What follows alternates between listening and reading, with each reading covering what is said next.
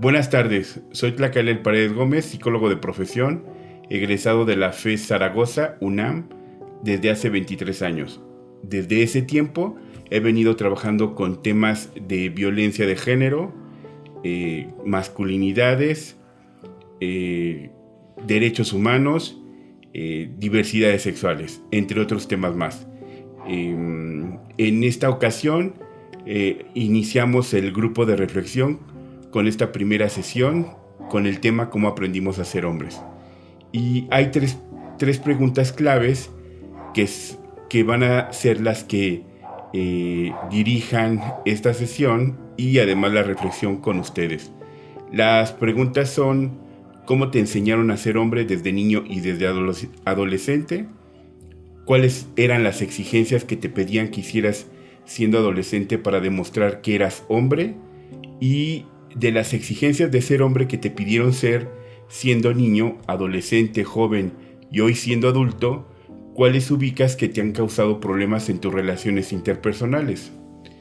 De entrada, vamos a ubicar varios escenarios que son de suma importancia para ir entendiendo el tema de las masculinidades. En primer lugar, tenemos que hacer la diferencia entre sexo y género. Sexo hace referencia al conjunto de diferencias biológicas, anatómicas y fisiológicas de los seres humanos que los definen como hombres o mujeres.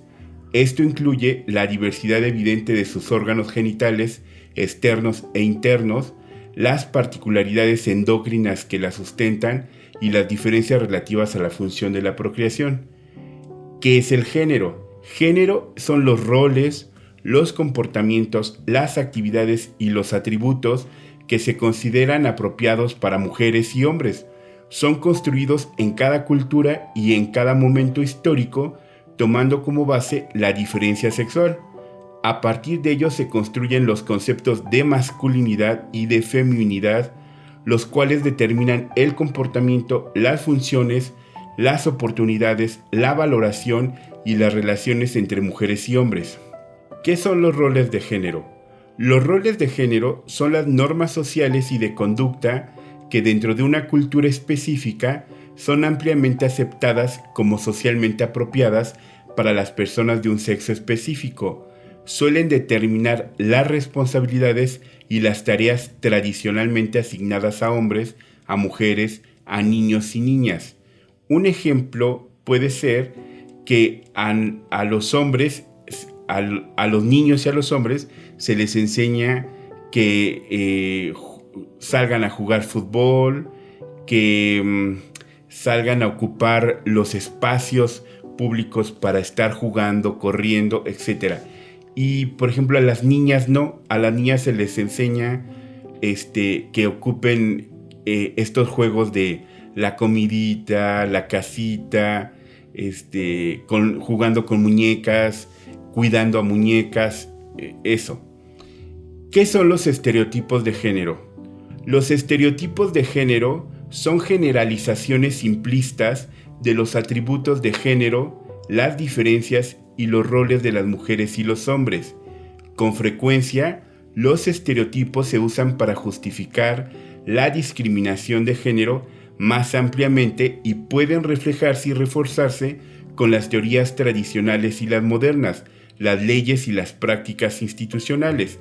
Por ejemplo, en 1953, a partir de la lucha feminista de las mujeres, lograron que en las leyes de México se incluyera el voto de las mujeres en las elecciones presidenciales, municipales y locales, y que también se pudieran las mujeres candidatear para ocupar cargos públicos para dirigir gobiernos, y entonces pero antes, previo a ello, no se creía que las mujeres tenían la capacidad de involucrarse en temas de la vida política y pública de México.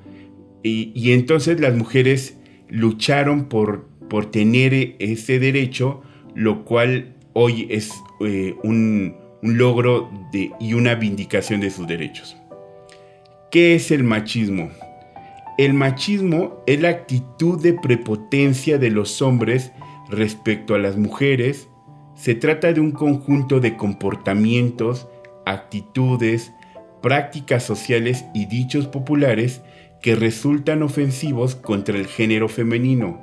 Son actitudes y fórmulas culturales de quien sostiene que el hombre es por naturaleza superior a la mujer. El machista cuestiona la diversidad de masculinidades y maltrata a los niños y a los hombres que no obedecen su mandato de liderazgo vertical y sexista. ¿Qué es la misoginia? La misoginia es la tendencia ideológica y psicológica de odio hacia las mujeres que se manifiesta en actos violentos y crueles contra ella por su género. Se le considera un comportamiento de desprecio hacia las mujeres característico de sociedades donde el rol está destinado al hogar y a la reproducción. Implica la aceptación del machismo, que establece rígidas reglas de conducta a las mujeres, las cuales debe cumplir para no ser culpadas por la sociedad, dada la mayor credibilidad que goza el hombre en este tipo de sociedades. El patriarcado se refiere a una forma tradicional de organización social que suele ser la base de la desigualdad de género. Este tipo de sistema social se le confiere más importancia a los hombres o a lo que se considera masculino que a las mujeres o a lo que se considera femenino. Tradicionalmente, las sociedades han sido organizadas de tal manera que la propiedad, la residencia y la descendencia, así como la adopción de decisiones con respecto a la mayoría de las áreas de la vida, han sido dominio de los hombres. Los fundamentos para este fenómeno suelen invocar razones biológicas. Por ejemplo, las mujeres por naturaleza son más aptas para ser cuidadoras y continúan sustentando muchos tipos de discriminación de género. Por tanto, el sistema patriarcal es la estructura básica de todas las sociedades contemporáneas. Se caracteriza por la autoridad impuesta desde las instituciones de los hombres sobre las mujeres y sus hijos en la unidad familiar. Para que se ejerza esta autoridad, el patriarcado debe dominar toda la organización de la sociedad, de la producción y el consumo a la política, el derecho y la cultura. La violencia es el acto u omisión intencional que ocasiona un daño, transgrede un derecho y busca el sometimiento y control de una víctima. Es la amenaza creíble del empleo de la fuerza o el uso real de dicha fuerza con la finalidad de causar daño. La violencia siempre es intencional. Quien la ejerce actúa de manera deliberada y consciente. Quien actúa de forma violenta busca afianzar su poder sobre otra persona. El daño puede ser físico, psicológico, sexual, económico o patrimonial.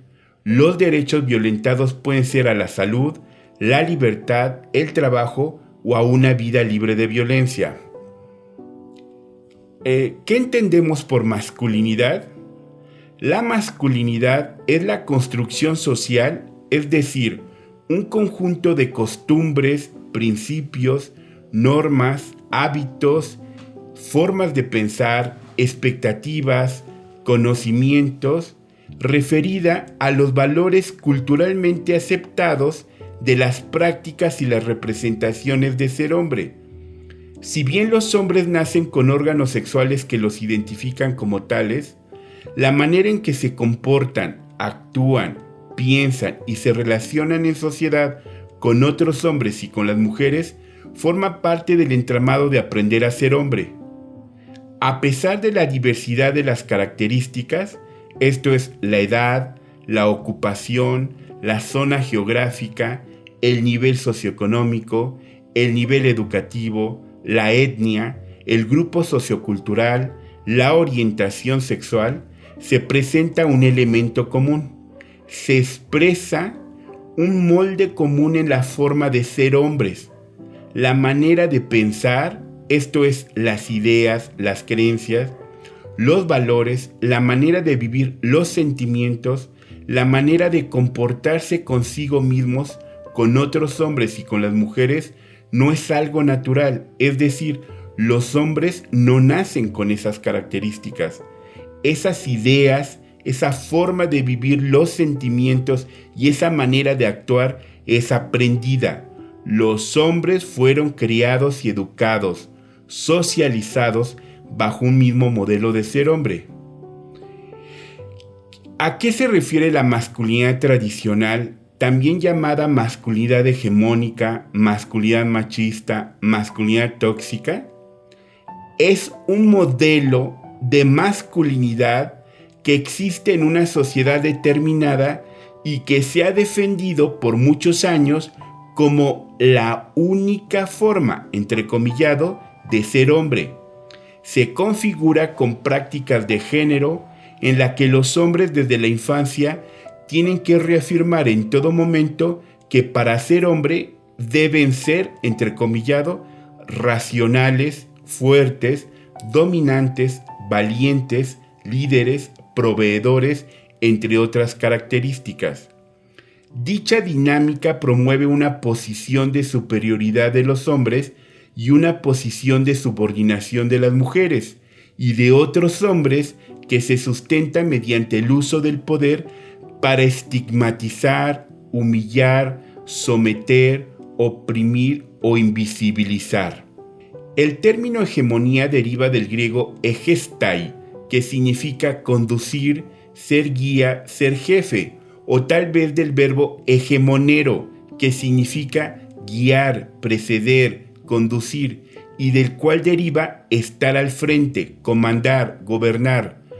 Por hegemonía, el antiguo griego entendía la dirección suprema del ejército. En el tiempo de la guerra del Peloponeso, esto es del 431 a.C. al 404 a.C., se habla de la ciudad hegemónica, que dirigía la alianza de las ciudades griegas en la lucha entre sí. Los pilares de la masculinidad tradicional. El primero, no ser mujer, no tener nada de femenino. El segundo, ser una persona importante. El tercero, ser duro como un roble. El cuarto, recurrir siempre a la violencia. Los explico. No ser mujer, no tener nada de femenino, implica desvalorizar y rechazar los comportamientos y actitudes asociadas culturalmente a las mujeres, la cual parte desde cómo el sistema patriarcal ve y entiende al mundo, esto es, desde la dicotomía, la jerarquía y la sexualización. Por eso, para hacer valer su identidad masculina, el hombre debe de demostrar permanentemente ante todas las personas que no es una mujer, que no es un niño y que no es un homosexual. El segundo, ser una persona importante. Se trata de una exigencia permanente de superioridad respecto a las mujeres y otros hombres. Se sostiene en el poder y la potencia y se mide por el éxito, la competitividad, la posición socioeconómica, la capacidad de ser proveedor, la propiedad de la razón y la admiración que se consigue de las otras personas. El hombre busca en su familia y en el trabajo el reconocimiento que le permita demostrarse frente a la sociedad que es un hombre importante, pues cumple, entrecomillado, con las expectativas asociadas a su sexo. A partir de ese enfoque, el niño idealiza a su papá como un superhéroe y busca ser como él, pues es su primer referente en su modelo entrecomillado ideal de la masculinidad, mientras que la niña aprende qué es lo que tiene que buscar en un hombre cuando socialice con las demás personas. Ser duro como un roble. Se sostiene desde la autosuficiencia, no necesito ayuda de nada ni de nadie. Oculta y reprime sus emociones y sentimientos ante sí mismo y ante los demás, pues se considera que mostrarlos y vivenciarlos es un signo de, entrecomillado, debilidad femenina. Implica también desmarcarse afectivamente y emocionalmente de las personas, en especial de los hombres. Esto contribuye a que se genere una lucha o rivalidad contra el padre cuando el hijo es adolescente o adulto. Por ejemplo, los hombres no lloran, los hombres no necesitan a nadie, el cuerpo aguanta, son algunos de los imperativos que demuestran la actitud firme del hombre. 4. Recurrir siempre a la violencia. El hombre debe mostrarse frente a las mujeres y a otros hombres como la persona más fuerte y poderosa de todas, haciendo uso de la violencia en prácticamente cualquier ocasión. El demostrar permanentemente que se es hombre depende de la agresividad expresada a través de la fuerza que conlleva la violencia. Como resultado, genera comportamientos que implican hacer todo lo que se le plazca en cualquier momento y circunstancia bajo la premisa de mandar a todos al diablo. Estos pilares se validan a partir de imposiciones, mandatos o deberes que cada sociedad les encomienda a los hombres para reconocerlos como tal. Entre los mandatos principales podemos mencionar ser proveedor, ser protector, ser autosuficiente, tener descendencia. Vamos a realizar una actividad que se llama el cajón de la masculinidad tradicional. Para ello les voy a pedir que nombren características en actitudes y comportamientos de los hombres que se viven desde una masculinidad tradicional. Previo necesito que imaginen un cajón, literalmente, y que dentro de ese cajón vamos a nombrar todas estas características de actitudes y comportamientos de los hombres que se viven desde esa masculinidad tradicional. Han escrito gandalla, prepotente, abusivo, miserable, pedante, perro, golpeador, mujeriego, soberbio, cachudo, sabelotodo, pito dulce, aventurero, proveedor, altanero, valiente, exagerado, borracho, marihuano, rey, egoísta, mamón, chacal, mayate, valemadrista, arrastrado, violento, misógino, conflictivo, huevón, traidor. Ahora vamos a nombrar los beneficios que tienen estos hombres al comportarse de esta manera. Han colocado se viven con autoridad, se viven con respeto, se viven con miedo, se viven desde el prestigio social, se viven sirviéndose de los servicios de las demás personas, se viven con dinero, se viven con poder, se viven siempre utilizando el sexo para su beneficio, se sienten padrotes, tienen muchas mujeres, se sienten guapos. ¿Cuáles son los costos que tienen estos hombres al comportarse de esta manera? Han escrito, se quedan solos, viven en desconfianza, se sienten solos, no son autosuficientes, se viven con miedo, se viven con inseguridad, se viven con enfermedades crónico-degenerativas, tienen una muerte prematura, se viven con depresión, se viven con amargura, han tenido intentos de suicidios, se viven con pobreza económica y emocional, no construyen familias armónicas, generan familias disfuncionales, no apoyan a sus hijos y a sus hijas a ser felices y fomentan la delincuencia. Ahora, necesito que me compartan características en actitudes y comportamientos de los hombres que se viven ajenos a esa masculinidad tradicional. Y han colocado, son amables, son seguros de sí mismos, son honestos, son amorosos, son buenos amantes, son responsables, son cariñosos, son limpios, son cuidadores, se viven con dignidad, son serviciales, son empáticos, son detallistas, se viven con éxito, son comprensivos, son leales, son fieles, son felices. ¿Cuáles son los beneficios que tienen estos hombres al comportarse de esta manera. Se viven con una mejor calidad de salud, generan familias unidas, expresan sus emociones y sus sentimientos, generan hijos e hijas prósperos, se viven con éxito, se viven con una estabilidad económica, tienen una mejor vejez con dignidad, tienen una mejor calidad de vida, se viven con respeto, se viven, los admiran las personas y tienen una autoestima sana.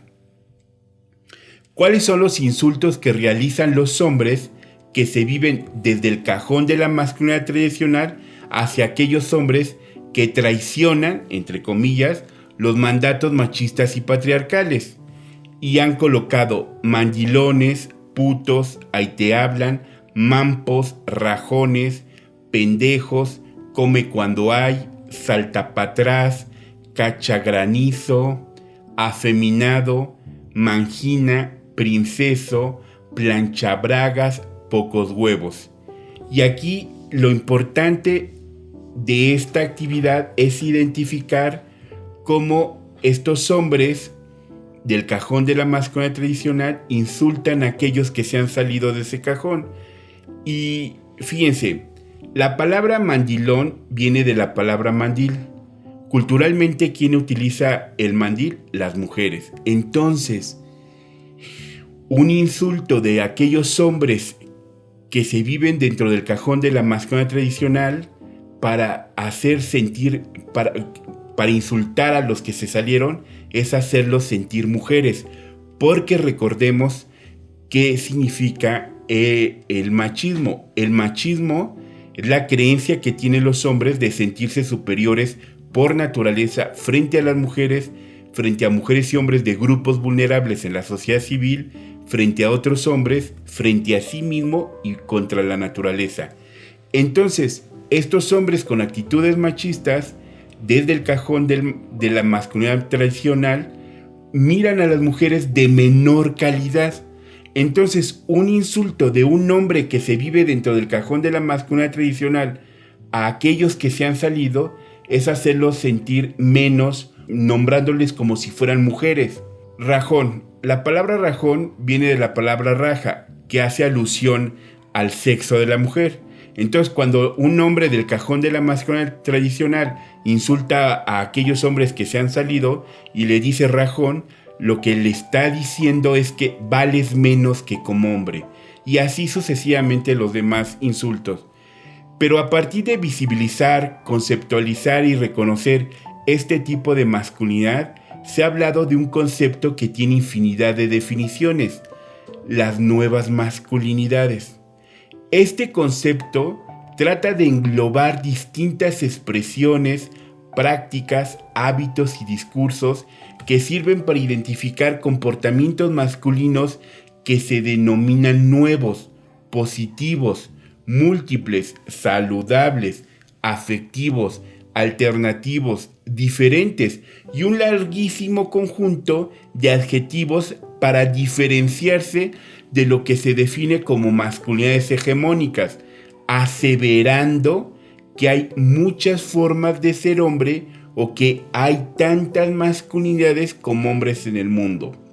Se cree que algunas cosas pueden definir que un hombre se está viviendo desde una nueva masculinidad. Por ejemplo, llorar, no practicar deportes, ser parte de la diversidad sexual, ejercer la paternidad, ayudar en los trabajos domésticos y de cuidados, tener una personalidad tranquila o blanda, generar habilidades de negociación o conciliación, preocuparse por su apariencia personal, esto es, desde lo que se considera el estereotipo del metrosexual, por ejemplo, no tener adicciones, manifestarse en contra de la violencia, denominarse de izquierda, feminista o afín a grupos progresistas. Aun cuando todo lo mencionado puede contribuir para generar ambientes de respeto y no violencia hacia otras personas o hacia sí mismos, se reducen a cambios individualistas que no cuestionan a fondo cómo nos construimos como hombres, sino que solo son nuevas o alternativas en torno a la identidad como si todas las masculinidades fueran igual de válidas y de determinantes, cayendo así en un relativismo sin una propuesta y acciones colectivas y políticas que sean capaces de derribar al patriarcado y erradicar al machismo. Dicha de otra manera, no se trata de maquillar la masculinidad o de generar un performance con propuestas alternativas o de posicionarse bajo un enfoque dicotómico, moralista, incluso dogmático. Lo que hemos visto a lo largo de los años es que estas nuevas masculinidades conservan a conveniencia actitudes y comportamientos donde no solo se busca ejercer el poder, sino retenerlo, manteniendo intacto el sistema patriarcal al que dicen estar en contra. Las nuevas masculinidades reciben una atención mediática abundante, donde no solo se muestran o enaltecen en los nuevos modelos de hombres a seguir o imitar, por ejemplo, cuando cuidan o juegan con sus hijas o hijos pequeños, sino que hasta las cadenas humanas, manifiestos, campañas publicitarias, fotodenuncias, etcétera, que realizan, los vuelve a posicionar en un protagonismo propio del patriarcado. Aunque estas iniciativas tengan la intención de sumar esfuerzos en contra de la violencia, muchas veces terminan hablando del uso y ocupación del espacio público, las calles, los medios, las redes sociales, los discursos, y en esos terrenos se han visualizado de manera contundente que la palabra o el posicionamiento de los hombres valen más que los discursos y el activismo completo de las mujeres, aunque ambos hablen de lo mismo. Esto conlleva a borrar de nueva cuenta a las mujeres y a minimizar o invisibilizar todas sus luchas. ¿A qué nos referimos con masculinidades disidentes? Las masculinidades disidentes miran al feminismo como un marco de referencia para el trabajo político y colectivo y como un espejo para el trabajo personal. Se aprende del trabajo generado por las nuevas masculinidades, pero se realiza una crítica de los remanentes que se conservan de las masculinidades hegemónicas y así realizar un cambio integral al integrar la interseccionalidad en sus discursos y modelos de reflexión. También se cuestionan y se trabajan las dinámicas socioculturales y de poder, esto es, androcéntricas y heteronormadas.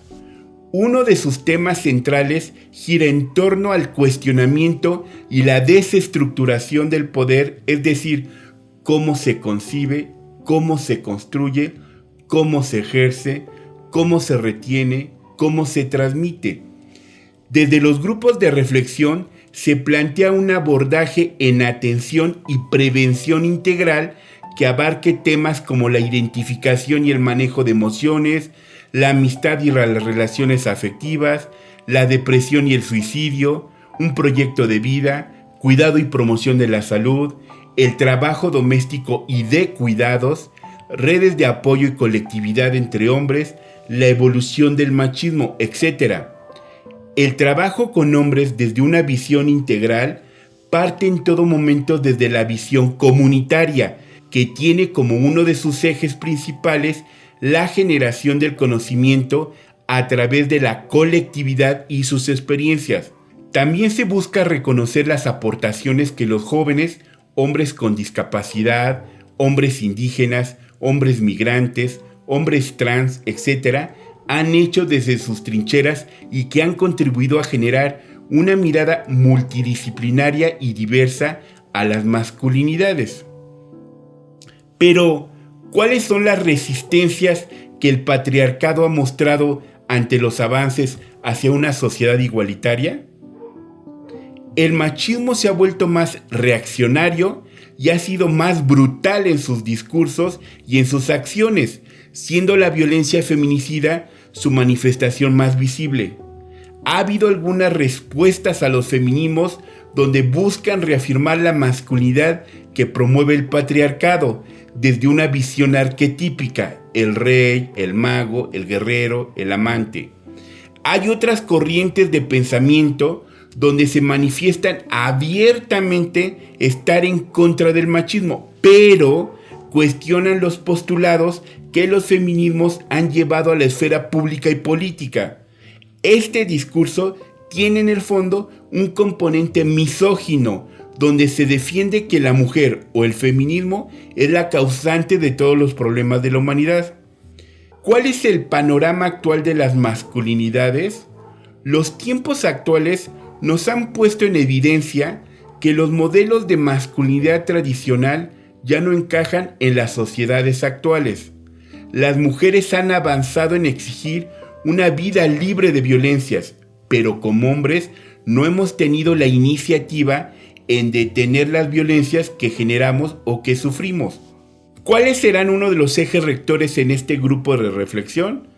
La Ley General de Acceso de las Mujeres a una Vida Libre de Violencia, en su título primero, capítulo 1, artículo 5.9, hace referencia a la perspectiva de género de la siguiente manera: es una visión científica, analítica y política sobre las mujeres y los hombres.